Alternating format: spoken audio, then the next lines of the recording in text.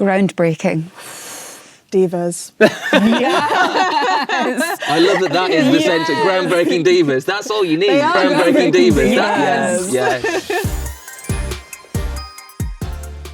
Okay, well, look who it is. Avengers have assembled once more for another instalment of our lovely podcast. This time, we are delving into Disney. And I must sort of preempt this by saying that we're using Disney to talk as a launchpad, basically, about all their different properties and various interests. So, obviously, you've got your traditional Disney, but that also includes then Pixar, Marvel, and beyond. And there's the beyond bit is where I want to start, because there's a movie that I know we're all really excited about, and not a lot of people would necessarily associate it with the House of Mouse. And yet it is a Disney property, because it's 20th Century Studios, who are owned by Disney, and that is The Devil Wears Prada 2. Ooh. Right, I just want one word from each of you to kick us off. Groundbreaking. Divas. Yes. I love that is the centre. Groundbreaking divas. That's all you need. They are groundbreaking divas. Yes. Well, let us all be groundbreaking divas now and pick apart what we're looking forward to, our thoughts on the original, sort of seismic, you know, genre-defining, era-defining movie that was the original Devil Wears Prada, and how it teases up for number 2. I think it's probably fair to say that most people, particularly the stars of the first film, felt that maybe there would never be a point where we got to The Devil Wears Prada 2. Are we excited for re-entering that cutthroat world, and which directions do you think we're going to explore this time? Understatement of the century. I'm like, how can I even put into words how excited I am to see these characters again? It's almost like there's films that you get that come along where it's like, okay, we don't need a sequel, but you want one anyway. We really, really want We it. want one anyway. And I think in terms of characters, there's still loads more to explore. In terms of the industry that the film's set in, loads more to explore, because I don't think they've clarified how much time has lapsed between the conclusion of the first film and where the second film's going to pick up. So that's going to put us in an interesting standpoint in terms of how the industry's moved on, that they're kind of living and thriving in. Well, I mean, talking about the industries, I mean, so much has obviously changed in the real world since the original Devil Wears Prada, you know, burst onto the scene. It was still the, I guess, the high watermark of fashion periodicals, and Anna Wintour ruled the roost. It's largely assumed that the film is based on her. I mean, allegedly, all but confirmed, of course. But in the meantime, of course, there's been the rise of, well, everything, the internet and social media and all of that, which has really dented the credentials of these once towering kind of monoliths on that scene. So I guess, are we going to be seeing the characters who were once all powerful and important, you know, maybe brought down to size a bit? I mean, I think it's interesting because I think we've obviously now got a landscape where influencers and small fashion designers are really carving out space in the fashion industry. And I feel like that's 100% going to be reflected. But ultimately, I think the way that fashion still runs is that these large, influential fashion houses still set the tone for the year. And so I think, is Miranda Priestly still going to be Queen Bee? Maybe not in the same way that she was before, but I think her influence and her power is still going to really be felt in this film.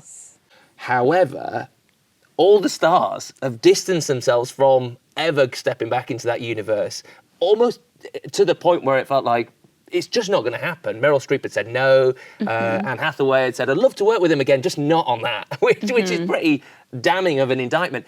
How do you think they've been? I mean, obviously there was a sequel as a novel that was published, but that was still sort of 15 years ago almost. How do you think they've convinced all these actors to reprise these roles? I feel like sometimes with stuff, you have a bit of time and you sit with it and you witness the impact that it's had on audiences, and you kind of go, it's actually maybe my responsibility Yeah. to take this back on and revisit this thing that I imagine they really enjoyed making. And I mean, Anne Hathaway, booked and busy. Meryl Streep, booked and busy. Getting they the don't need schedules to to do line up this. would have been a Yeah. nightmare. Like, how they even did that. This would have had to be planned well in advance, because these are not people that have free time in their schedule. Yeah. Like I say, that's a little bit of a tangential Disney project, but there are some more recognisably Disney films on the way. We've got Hoppers, which is Disney Pixar, and this is one that I'll certainly be going to see with my little ones. The premise is, it strikes me as it's a little bit Avatar in its premise, in that the mind of a human is put into another being, in this case a beaver. And why Okay. not? Is it a horror movie? This sounds like a body horror movie. Out of context, it does sound a bit weird, but they're very fluffy, very friendly beavers. Basically, the habitat of a family of beavers, as far as I'm aware, is threatened, or there's some issue that human intervention is needed, but to influence the animals themselves. And so a human mind is put into this robotic beaver to go and befriend and actually communicate with not just beavers, but all flora and fauna in the forest. It's all going well until the human influence as the beaver gets a bit too much, and I think they start to revolt and decide that they're going to attack all humanity. So that's the basic premise as far as I can see. And it looks really fun, and it's got those incredible, as you would expect, flourishes from Pixar, lots of humour, lots of incredible animation. But an interesting, I know I've said it's a bit like Avatar in that you've got one mind transplanted into a body, but this is also an original film. And as much as we love our sequels, our prequels, our franchises, it's great to see something that's fresh off the slate, a new idea. Yes. Always. I think we're always championing originality in film.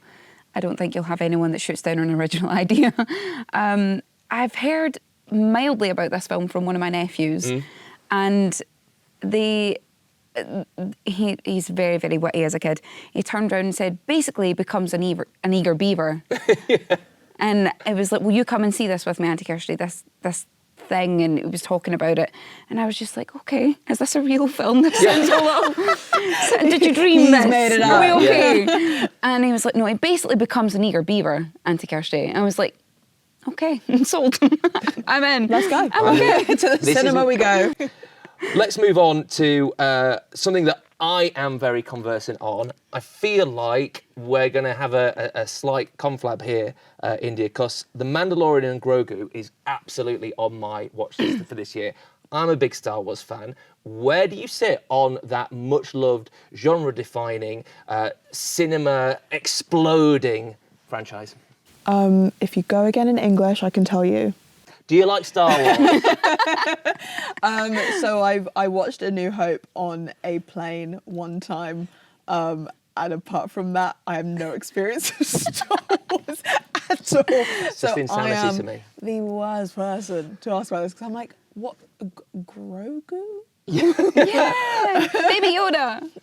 Yeah, well, you got the pronunciation right. That's good. Okay, wait. So Grogu is, because I'm familiar with some of the characters, so I know what Yoda is. Yeah. But does So- anyone know what Yoda is really? That's the question we all ask Wise one, ourselves. you Oh, are. right. Okay. Is it okay? Is that for debate? No, I don't. Yeah, so yeah. Baby Yoda is Grogu. Is one of the titular characters. And the Mandalorian. Any ideas? Is it the little ball thing? No. No, but I'm glad you said it. Okay. That's it. That's The it. whole film is a small ball and Baby Yoda. That's it. Oh, baby! Sign me up for 2 hours. No, I imagine it's goodness. much more of a cinematic experience. Yeah. What I a just ball. described. No, the Mandalorian is Pedro Pascal, who. Oh. Yes. Okay. Yes. Oh, I'm and- sad for that. Everyone's sad for that. Yeah, right. He wears a mask a lot of the time, though. Yeah. So you wouldn't necessarily know, but the voice and the Yeah, the voice is mannerisms there. the You know vibe. it's The energy. you know he's there. Yeah. Yeah. So yes, It's a state of mind. Yeah. And Pedro Pascal. Wow, he's everywhere now. Anyway, Yeah. I mean, it's hard to escape him in a film. But for me, The Mandalorian kind of kick-started the Pascal era that we're now in. It was such a huge kind of cultural moment when this started coming out as a series. And I think, I don't know about you, Kirsty, but for me, it was that time when they got a Star Wars spin-off so right. It just encapsulated everything in short bursts. It's what the fans wanted. It explored new worlds, introduced new characters. It felt canonical without being tethered to all the baggage that comes with being a Star Wars property. And it was fun. Yeah. And that's what really made it. I mean, I guess like all of these films that come from a wider universe, you're never quite sure how much of the backstory, how many of the prequels or the sequels or the whatevers it is. I mean, sometimes for me, I don't know if you're the same, Indy, but when something is so expansive, it puts me off because I'm like, if I watch one, I've got to basically watch them all, and that's a huge commitment, isn't it? So are you kind of in that mindset about Star Wars? I don't think so. I'm willing to give anything a try. I mean, I already feel like I probably owe Star Wars a bit better than an airplane screen. This could be the Star Wars film that totally flips Yeah, the it might switch for you. might just click for me. I think think the cute green thing. It is your gateway Star Wars, but also I think it's a great way to enter the Star Wars universe because it is fun. I think it's got that kind of entertainment value at its core. I think sometimes Star Wars runs the risk of taking itself a bit too seriously because there is such a force of opinion from the fandom that dictates A force. Yeah, well. Oh my gosh. I actually got that one. I didn't even know I'd said it. But yeah, I'm so ingrained in Star Wars that But you know, you saw what happened with some of the sequels to the original three, and the way that fan opinion turned, and then the sort of the difficulties that filmmakers had to really feel like they could tell the story that they wanted to tell. And I think the Mandalorian series has really tread that line brilliantly, and it sort of helped people to fall back in love with what Star Wars can be. And I'm hoping that this film just cements it. And for me, I think great that it wants to be a standalone film, because that means we've got nothing to worry about at the end. No caveats. Yeah, it's just going to be a complete tied up story. Yeah. I just want to see what they're going to do with that ball. You know, where's it going to go? If they're going to... Are they going to drop the ball? Yeah, just drop the ball. I mean, I imagine if they've sort of said this is going to be a standalone film, they'll probably make it more accessible for people that perhaps haven't watched that series, or, you know, maybe have seen one or two Star Wars films or something like that. I imagine they'll want to kind of appeal to a wider audience as well, like me, that isn't that familiar with these characters, this franchise, all of it.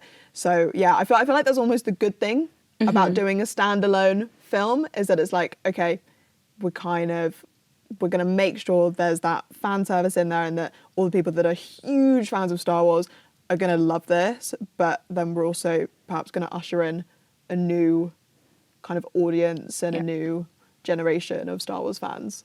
Well, look, that's just a very small portion of what Disney has on offer in 2026. We've talked about some of those big tentpole movies that they've got coming up, but there is tons of other stuff out there as well. If there's anything that we haven't discussed that you'd like to hear about from us, do let us know. We'll see you next time. And we will return in Avengers Doomsday. Wow, that was really good. Well done.